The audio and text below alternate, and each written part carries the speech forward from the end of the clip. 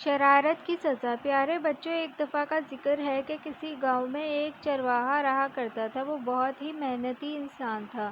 وہ دن بھر اپنی بھیڑ بکریوں کا ریوڑ چرانے میں مصروف رہتا تھا اور بھیڑ بکریوں کے ریوڑ کو ایک پہاڑی کی طرف لے جاتا اور خود ایک سایہ دار درخت کے نیچے بیٹھ جاتا۔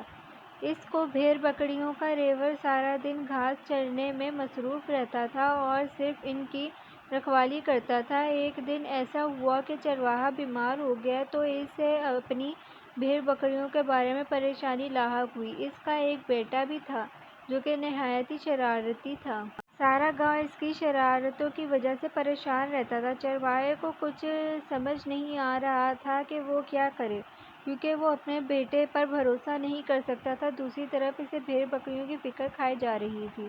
شام کے وقت اس نے اپنے بیٹے کو پاس بلایا اور نہایت ہی پیار سے سمجھایا کہ دیکھو بیٹا، میں بیماری کی وجہ سے شدید کمزوری میں محسوس کر رہا ہوں اور میں اتنی سخت نہیں کہ کل صبح میں بھیڑ بکریوں کو پہاڑی کی طرف لے جا سکوں، اس لیے یہ ذمہ داری اب تمہیں اٹھانا پڑے گی۔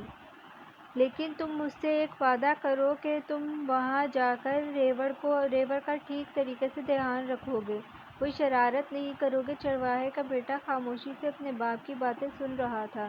اس نے اپنے باپ کو اس بات کا اطمینان دلایا کہ وہ فکر نہ کرے، وہ ویسا ہی کرے گا جیسا اس نے کہا ہے۔ اپنے بیٹے کی بات سن کر چرواہے کو کچھ اطمینان ہوا۔ اگلے دن جب صبح بھیڑ بکریوں کو پہاڑی کی طرف لے جانے کا وقت آیا تو چرواہے کا بیٹا عین وقت پر تیار ہو کر بھیڑ بکریوں کا ریوڑ چرانے کے لیے پہاڑی کی طرف روانہ ہو گیا۔ کچھ دیر بعد وہ پہاڑی پر پہنچ گیا۔ کافی دیر تک وہ خاموشی سے بیٹھا رہا، لیکن اس سے رہا نہ گیا کیونکہ شرارت کیے بغیر اسے مزہ نہیں آتا تھا۔ اچانک اسے ایک شرارت سوجھی تو اس نے چلانا شروع کر دیا، شیر آ گیا، شیر آ گیا، بچاؤ بچاؤ، شیر آ گیا، شیر میری بھیڑ بکریوں کو چیر پھاڑ کر کھا جائے گا۔ پہاڑی کے قریب ہی گاؤں کے لوگ چرواہے کے بیٹے کا شور سن کر ڈنڈے لاٹھیاں لے کر اس کی مدد کے لیے پہاڑی کی طرف دوڑ پڑے۔ جب وہ وہاں پہنچے تو چرواہا بیٹا مسکرا رہا تھا۔ گاؤں والے دیکھ کر اس نے کہا، میں تو مذاق کر رہا تھا، یہاں کوئی شیر نہیں۔ گاؤں کے تمام لوگ واپس چلے گئے۔